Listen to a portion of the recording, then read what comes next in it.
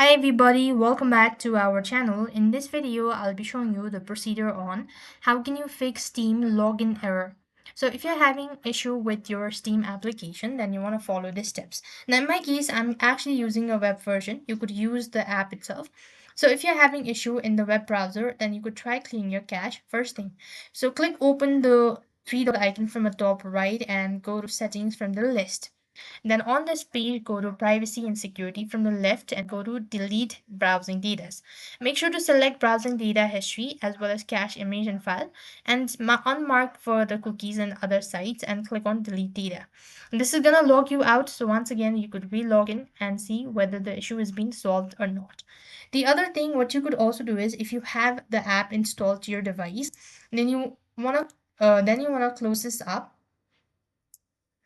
and come to the show hidden icon. If you could see bunch of background application running, you want to close that out completely.